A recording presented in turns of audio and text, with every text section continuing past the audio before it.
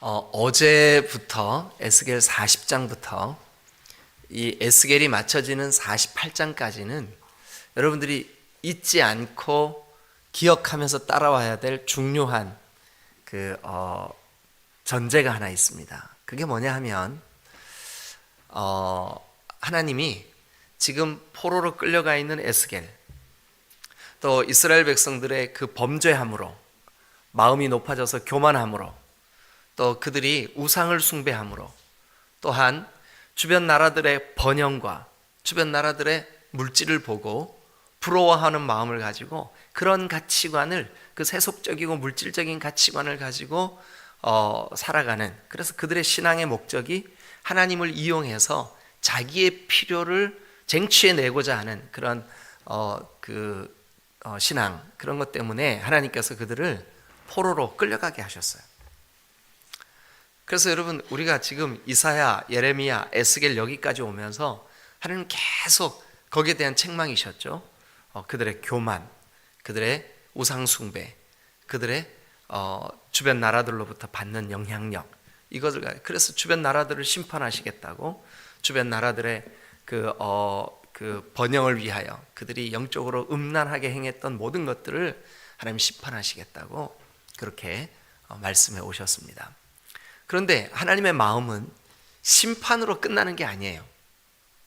하나님의 마음은 하나님의 백성들을 책망하고 심판하고 그러려고 하나님께서 우리를 택하신 게 아니에요. 하나님의 백성에게는 하나님이 반드시 회복의 은혜를 주시는 줄로 믿습니다. 이게 에스겔 40장부터 48장, 이 9장에 걸친 하나님의 말씀이에요. 그래서 어제 제가 이미 여러분들에게 말씀을 드렸다시피 여러분들이 잊지 마셔야 돼요. 뭐냐 하면 40장부터 시작되는, 오늘은 이제 41장, 이 성전의 모습, 하나님께서 길이는 얼마, 넓이는 얼마, 높이는 얼마, 방은 몇 개, 들어가는 그 재료는 뭐, 문양은 뭐, 전부 다 이렇게 알려주시는데, 이게 솔로몬 성전에도, 스룹바벨 성전에도, 예수님 시대인 헤롯 성전에도 이런 문양은 없어요. 이런 식양은 없어요. 이렇게 생긴 게 없어요. 그러면 이게 무엇을 의미하는 걸까? 에스겔의 때에는 하나님께서 에스겔 선지자에게 내 백성 이스라엘, 유다, 하나님의 자녀들이 하나님께 올려드릴 예배의 회복을 의미해요. 오늘 우리에게는, 우리가 이 에스겔을 함께 나누면서 무엇을 적용해야 되냐 하면, 하나님께서 예수 그리스도를 통하여 우리에게 회복시켜 주실 우리의 마음의 성전, 우리의 진정한 성전 되시는 예수 그리스도를 통한 회복, 그것을 우리가 이 40장부터 48장까지 깨달을 수가 있어요. 그래서 사실은 우리가 오늘 이 41장을 볼 때에도 예수 그리스도를 통한 해석만이 이 41장의 본질적인 의미를 우리가 밝게 해준다는 것을 기억하고 따라오셔야 돼요. 그래서 오늘도 제가 그 관점에서 예수 그리스도를 통한 예배의 회복, 예수 그리스도를 통한 진정한 하나님의 임재, 그리고 우리가 하나님께 나아갈 수 있는 담력, 그래서 아침에 우리가 그 찬양을 한 거예요. 보혈을 지나 아버지 품으로, 보혈을 지나 하나님 품으로 우리가 나아갈 수 있게 된 거죠.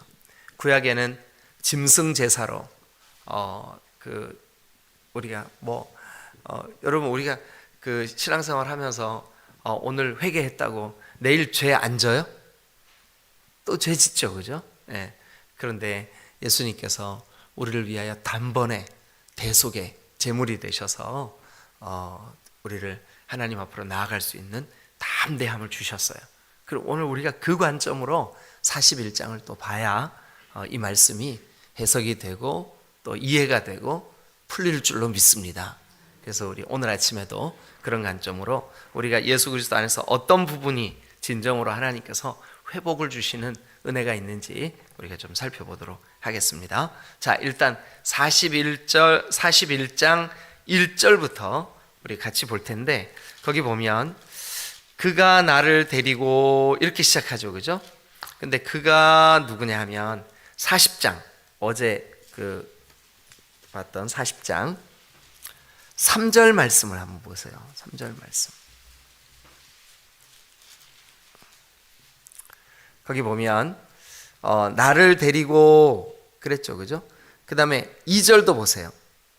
하나님의 이상 중에, 그러니까 하나님이 보여주시는 그 환상 중에 나를 데리고, 그 다음에 3절도 나를 데리고, 그리고 4절 그 사람이, 근데 그 사람이 누굴까? 3절 다 같이 한번 읽어보겠습니다. 40장 3절 시작.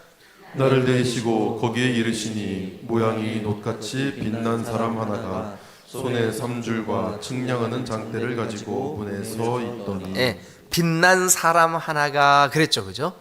예, 거기 동그라미 치시고, 어제 제가 이 말씀을 여러분들에게 설명을 드릴 때 이게 누구라 그랬냐 하면 구약의 성자 예수 그리스도께서 상징적으로 이렇게 빛난 사람 하나가 이렇게 우리에게 나타나 주시고 보여주셨다, 이렇게 말씀합니다. 요 구약을 연구하는 학자들이 요 빛난 사람 하나에 대한 해석이 사실은 조금 분분해요. 근데 어떤 사람은 천사로 봐야 된다. 어떤 사람은 성육신 하기 전, 그러니까 이 땅에 육신을 입고 나타나 주시기 전에 예수 그리스도의 모습이다. 또 어떤 사람은 이스라엘 백성들을 바벨론의 포로에서 구해내실 어떤 인물이다. 뭐 이렇게 다양한 해석을 해요. 그런데 이 40장부터 48장을 전체를 연결시킬 수 있는 바른 해석을 위해서는 여러분 성육신 이전에 예수 그리스도로 보는 것이 가장 해석하는데 이렇게 부드럽습니다. 그러면 41장을 한번 보세요. 41장 이렇게 시작하죠. 그가 나를 데리고. 그럼 거기 그가 누굴까요? 그렇죠. 이미 40장에서 시작한 40장 3절에 빛난 사람 하나예요. 그 빛난 사람 하나가 바로 성육신 하기 전에 그리스도께서 이제 에스겔을 데리고 어디에 이르렀을까요? 성전에 이르렀어요. 성전은 우리가 잘 아는 대로 하나님께서 성전을 왜 주셨어요? 예배하라고. 거기에서 내가 너를 만나 주겠다고. 그런데 여러분, 진정한 성전은 예수님이 이 땅에 오심으로, 여러분 저 건물의 성전을 얘기하는 거죠? 아니에요. 그것은 이미 지나갔어요. 건물의 성전이 아니라 예수 그리스도가, 하나님이 예수 그리스도를 통해서 우리에게 하나님의 은혜를 주시고 임재해 주시고 구속의 은혜를 주시고, 그러니까 예수 그리스도가, 어제 우리가 요한복음 찾았잖아요, 같이, 그죠? 예, 예수님 그분이 바로 우리의 진정한 성전이 되어 주신다. 예, 이렇게 어제까지 말씀을 나눴습니다. 근데 오늘 보니까 그가, 그 빛난 사람 하나, 우리는 지금 성자 예수 그리스도께서 성육신 하기 전의 모습으로 에스겔을 데리고 어디에 이르렀냐 하면 성전에 이르렀어요. 성전에. 그런데 그 성전에 다 같이 읽겠습니다. 시작. 성전에 이르러, 그 다음에 시작. 성전에 이르러 그 문벽을 측량하니 이쪽 두께도 6척이요 저쪽 두께도 6척이라. 두께가 그와 같으며. 2절도 읽으세요. 아니, 41장 2절 시작. 그 문 통로의 너비는 10척이요 문 통로 이쪽 벽의 너비는 5척이요 저쪽 벽의 너비는 5척이요 그가 성소를 측량하니 그 길이는 40척이요 그 너비는 20척이며. 네, 1절과 2절에 에스겔에게 환상 속에서 가장 먼저 보여주는 것이 뭐냐 하면 문과 문 옆의 벽들이에요. 문이에요. 그리고 문 옆에 그 문을 지탱하고 있는 벽들을 환상 중에 보여주셨어요. 여러분, 예수님은 요한복음에 보면 내가 바로 양의 문이다 그러셨어요. 그러니까 예수님이 아닌 다른 문으로 들어가거나 나가거나 하는 사람은 다 절도요, 강도다 그랬습니다. 그러면 우리가 하나님 앞으로 나아갈 수 있는 유일한 길은, 유일한 문은 바로 보혈을 흘리신 예수님이라는 거예요. 그러니까 성전을 들어가는, 그러니까 하나님의 임재 앞으로 나아가는 유일한 문이신 예수 그리스도께서 이제 에스겔 선지자에게 환상을 통하여 보여주시면서 그동안은 너희가 그 눈에 보이는 건물, 그 성전, 거기에 율법적으로 거기에 매여 있었고 그 전통에 매여 있었다면 이제는 나를 통하지 아니하면 아버지께로 갈 자가 없어. 예수님을 통하지 않으면 우리가 문을 열고 들어갈 수가 없어요. 그런데 놀랍게도 그 예수 그리스도를 통하여 들어가자마자 우리에게 나타나 주시는 장소가 어디냐 하면 3절이에요. 3절. 자, 같이 한번 읽겠습니다. 시작. 그가 안으로 들어가서 내전 문 통로의 벽을 측량하니. 자, 그가 안으로 들어갔어요. 그러니까 안은, 성전 안쪽은 뭐예요? 성소와 지성소가 있죠. 그죠? 그곳은 하나님이 임재해 주시는 곳이요, 하나님이 백성을 만나 주시는 곳이요, 하나님께서 은혜를 베푸는 곳이에요. 그러니까 이 성소 안, 예수 그리스도를 통하여 우리가 그 안에 내부로 들어가면, 여러분 오늘 아침에도 마찬가지예요. 우리가 지금 여기에 예배 장소에 나와 있다고 성전에 들어와 있는 게 아니에요. 진정으로 예수님을 의지해서 진정으로 예수 그리스도 안에 있는 그 사람이 바로 하나님의 임재 앞에 서는 사람인 줄로 믿습니다. 그래서 그것을 뭐라고 그러냐 하면 4절 보세요. 4절 다 같이 읽겠습니다. 시작. 그가 내전을 측량하니 길이는 20척이요 너비는 20척이라 그가 내게 이르되 이는 지성소니라. 여러분 지성소 안에는 뭐가 있죠? 예, 지성소 안에는 하나님의 궤, 곧 법궤가 있어요.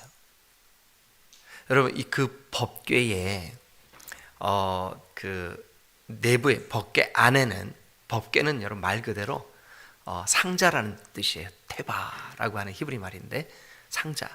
그 안에는 뭐가 들었냐 하면 세 가지가 들었어요. 하나는 아론의 쌍난 지팡이, 또 하나는 만나 항아리, 또 하나는 그 하나님의 말씀이 기록된 돌판, 십계명 돌판이 들었어요.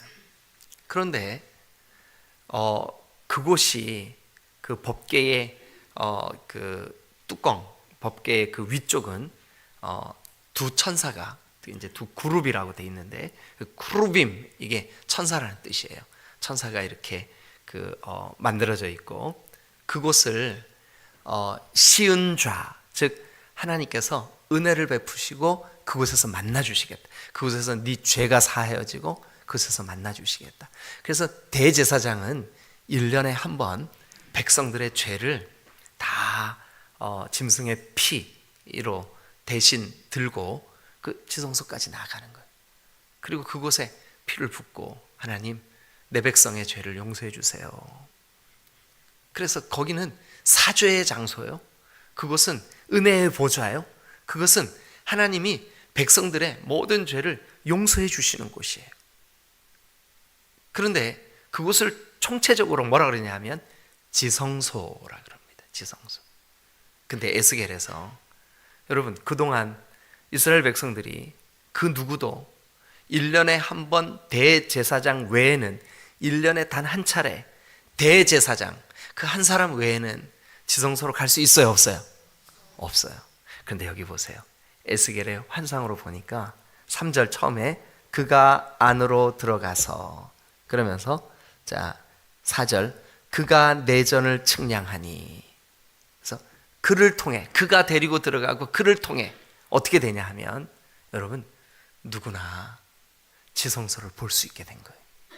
지성소의 모양, 지성소의 그 하나님의 임재 앞에 설 수 있게 된 거예요. 그래서 우리가 부른 찬송도 어떻게 됐어요? 보혈을 지나 하나님 품으로. 이스라엘 백성들은 그 지성소가 하나님 품으로 여겨졌어요. 하나님의 은혜 앞으로 여러분 나아갈 수 있는 담력을 얻게 됐어요.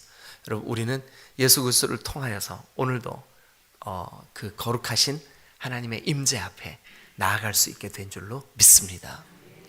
여러분들도 담대하게 예수님 나를 이끌고 하나님의 임재 앞에 나아가 주세요.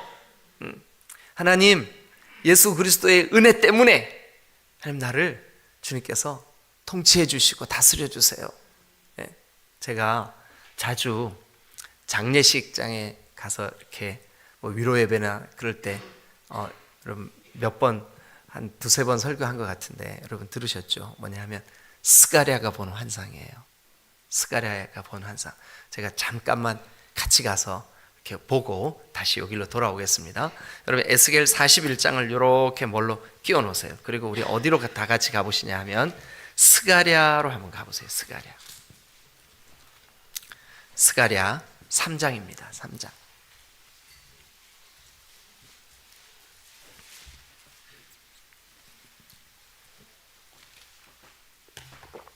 구약성경 1315페이지 스가랴 3장. 자, 거기 보면 어떤 장면이 나오냐 하면 대제사장 여호수아는 그랬죠, 그죠? 근데 이 대제사장 여호수아가 몇 가지 죄 문제가 있었어요. 대제사장인데 죄 문제가 있었어요. 가장 큰 죄는 뭐였었냐 하면 여러분 제사장이든 대제사장이든 또 구약의 율법으로 이스라엘 백성들은 이방 사람과 결혼하면 안 돼요. 그런데 이 대제사장인 사람이 이 여호수아가 이방 여인과 결혼을 해서 여러분 가정을 이루었어요. 근데 백성들이 그걸 다 알아. 그러니까 이 말은 여러분 이게 구약이라 여러분들에게 이렇게 딱 안 와닿을 거예요. 아니 그래서 그게 어떻게 됐다는 거야? 이렇게 생각할 수 있어요. 그런데 그 구약의 관점으로 볼 때 이 여호수아는 심각한 죄를 범한 거예요. 허물이 있는 거죠. 근데 백성들이 그걸 알아요. 그래서 여호수아가 저 허물, 저 죄, 그걸 가지고 백성들을 영적으로 이끄는데 리더십에 아주 치명적인 결함이 있었어요. 그런데 스가랴 선지자를 통해서 하나님이 환상을 보여주세요. 스가랴 선지자에게 기록하라고 하세요. 스가랴 선지자에게 백성들에게 전하라고 하세요. 그러면서 이렇게 말씀하십니다. 자, 3장 1절 보세요. 대제사장 여호수아는 여호와의 천사 앞에 섰고, 근데 그 자리에 누구도 있어요. 네, 사탄이 있어요. 근데 사탄은 그 여호수아의 오른쪽에 서서 그 여호수아를 대적해요. 그를 대적해요. 그 광경, 하늘에서 되어지는 일을 이 스가랴 선지자에게 하나님께서 보여주시는 거예요. 그래서 1절 끝에 여호와께서 내게 보이시니라. 그런데 그 사탄이 막 뭐라고 하냐면 여호수아 이 사람은 대제사장 자격도 없을 뿐만 아니라 하나님 앞에 설 수 있는 자격도 없습니다. 이런 죄 계속 정죄하는 거예요. 계속 정죄하는 거예요. 사탄이 하는 일이 뭐냐 하면 다른 사람을 정죄하는 거예요. 이 사람은 이게 문제, 저 사람은 저게 문제, 이 사람은 이것 때문에 안 되고 저 사람은 저것 때문에 안 돼. 계속. 네. 그러니까 여러분 이 사탄이 하는 사명이 뭐냐 하면 정죄하는 거예요. 근데 2절 보세요. 여러분 같이 읽어주세요. 시작. 여호와께서 사탄에게 이르시되 사탄아 여호와께서 너를 책망하노라. 예루살렘을 택한 여호와께서 너를 책망하노라. 이는 불에서 꺼낸 그 쓸린 나무가 아니냐 하실 때에. 예. 자, 그러면 한번 그림을 그려 보시자고요. 하나님이 어전에 앉아 계세요. 그리고 사탄이 여기 와 있어. 그리고 여호수아가 여기 서 있어요. 천사들이 쭉 있는 자리에서 사탄이 막 저 여호수아 막 대제사장 자격도 없다고 어떻게 그럴 수 있냐고 이런 죄를 졌다고 막 저런 죄를 졌다고 막 이렇게 고발하는데 2절 하나님께서 어허 그만 하고 빡 이렇게 그 선언을 하시는데 여러분 누구를 정죄해요? 하나님께서. 네, 사탄 너 가만히 있어. 네가 문제야. 탁 이렇게 하나님께서.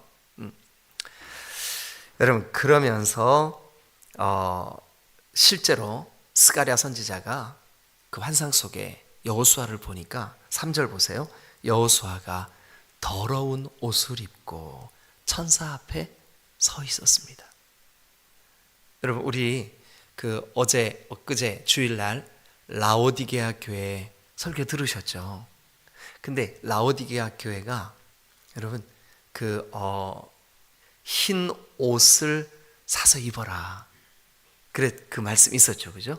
근데 그 흰 옷이 뭐를 의미한대요? 네, 성도들의 옳은 행실을 의미한대요. 그러니까 전화가 오는 거예요, 이렇게 아침에. 네. 그래서 이 성도들의 옳은 행실이에요. 그런데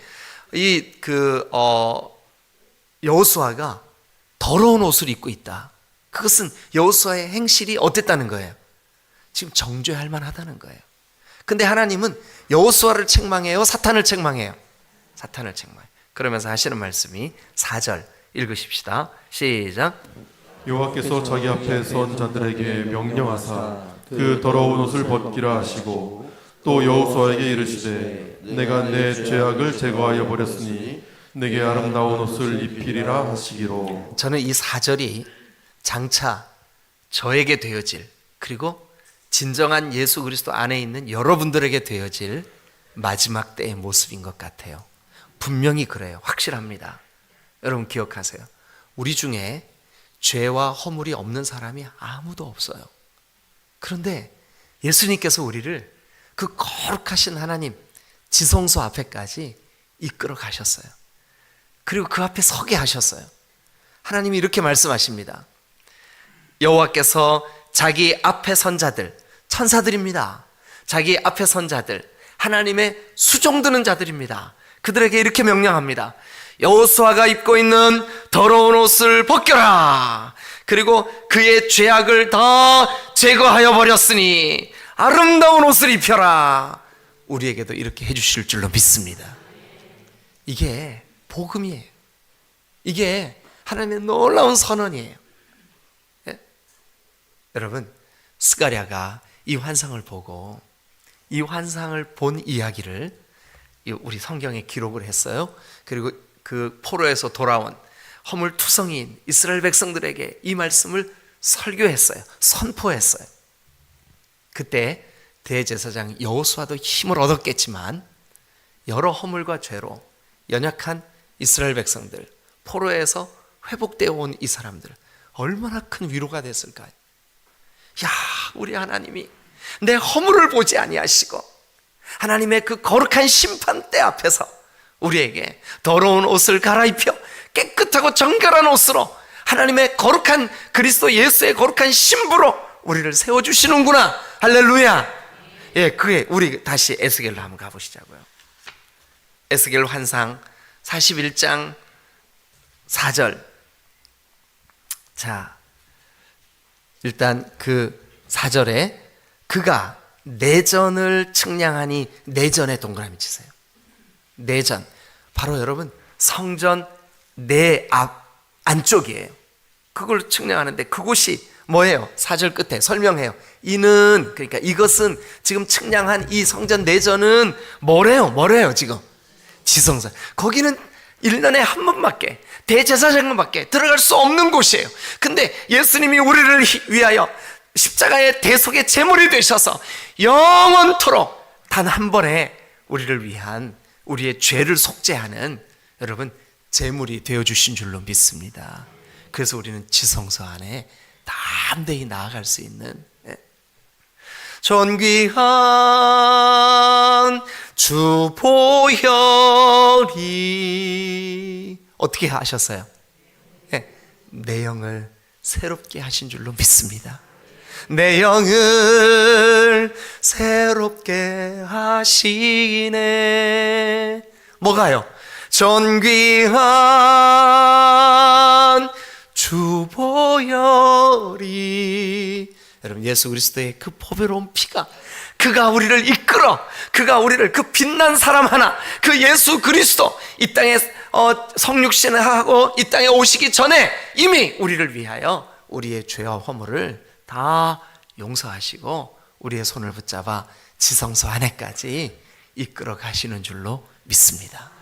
그곳에 하나님의 임재가 있고 그곳에 하나님의 은혜가 있고, 여러분 여러분 기억하십시오. 사탄은 누군가를 정죄하고 꼬투리를 잡고 문제시 여기고 부정적으로 말하고, 그러나 하나님께서 사탄아 뒤로 물러가라, 내가 내 종 여호수아를, 내가 내 종 하나님의 백성들을, 내가 예수 그리스도 사랑하는 주의 백성들, 주의 자녀들을 내가 사하노라.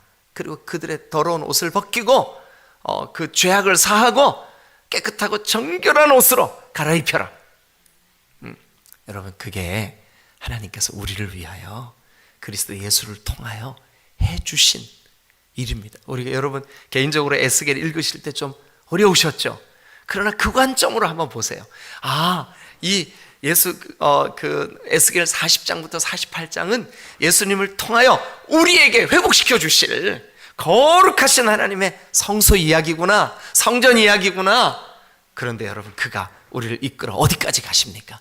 지성소까지 가시는 거예요. 왜 가십니까? 그곳에서 우리에게 만나 주시고, 우리에게 말씀해 주시고, 우리의 더러운 죄를 사해 주시고, 우리를 용서해 주시려고 지성소로 이끌어 주시는 거예요. 여러분, 이게 우리에게 소망이 아니면 뭐겠습니까? 우리는 죄 때문에 죽을 수밖에 없고 이미 죽어 있는, 그러니까 죄의 삭스로 우리에게 사망이 이르렀는데 그 죄 문제를 성소까지 우리를 이끌어 해결해 주실 그리스도 예수의 은혜. 지금 여러분 시간이 다 돼서 더 깊게 그 뒤에 부분도 다, 지금 여러분 이런 관점으로 이 41장을 쭉 보시면 정말 기가 막혀요. 한두 군데만 좀 소개하고 오늘 말씀 마무리할게요. 그냥 이렇게 끝내면 목사님 맨날 앞부분만 하다 끝내, 그럴까봐 여러분 뒤에까지도 제가 설명을 하고 여러분들을 대변했죠, 제가. 그래서 여러분 보세요. 자, 5절, 성전의 벽을 측량하니 두께가 6척이며 성전 3면에 골방이 있는데, 골방 동그라미 쳐보세요. 그런데 6절, 골방은 3층이나 되는데 골방 위에 골방이 있고, 그러니까 골방 위에 또 골방이 있고, 그런데 그 골방이 몇 개나 된대요?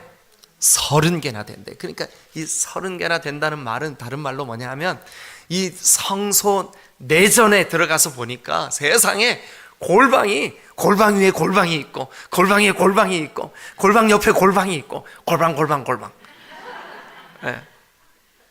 그런데 이렇게 골방이 내전에 이렇게 많은 줄 우리 몰랐어요. 골방이 이렇게 많다는 것은 뭐냐 하면, 하나님 아버지께는 쉴 곳이 많다. 여러분, 골방은 기도하는 곳이에요. 내 아버지 집은 만민이 기도하는 곳이다. 여러분, 어느 곳에서 기도하든 내가 너 만나줄 거야. 아멘.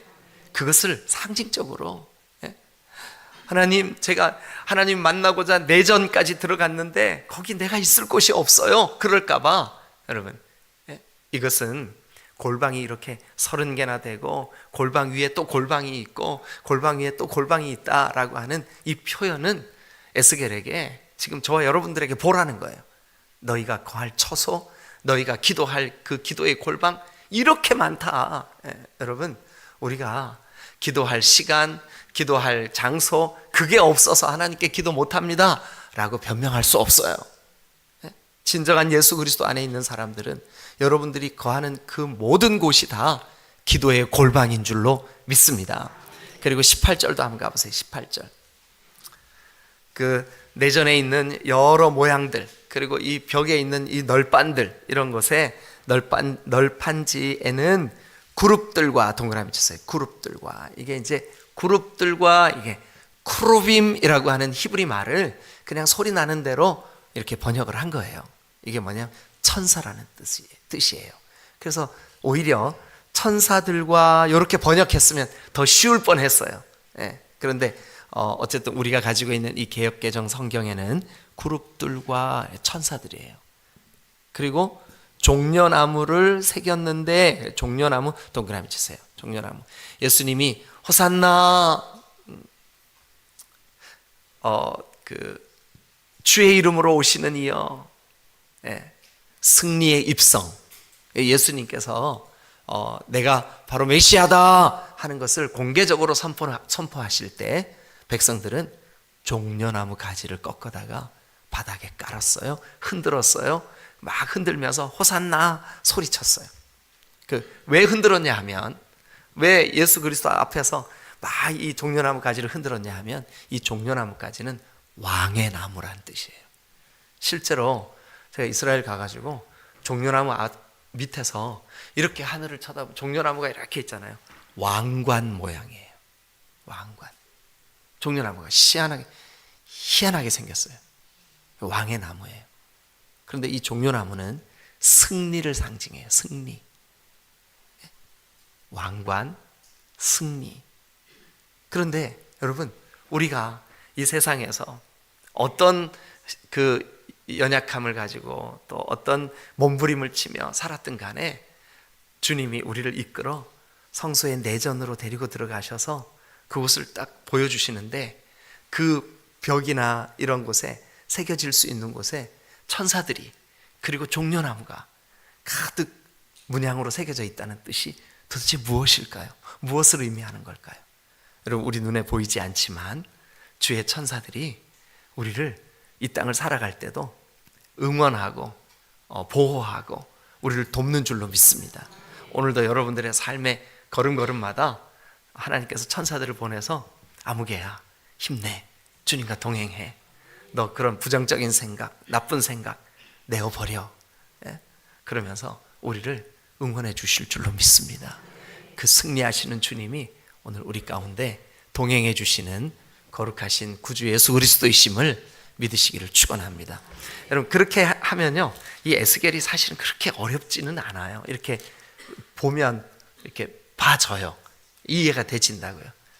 그러니까 우리가 40장부터 지금 시작된 이 에스겔 보실 때, 예수 그리스도를 통하여 완전하게 회복될 그 하나님의 거룩한 성전, 그것을 영적으로 의미한다. 이것만 꼭 기억하시길 바라요. 아멘. 기도하시겠습니다.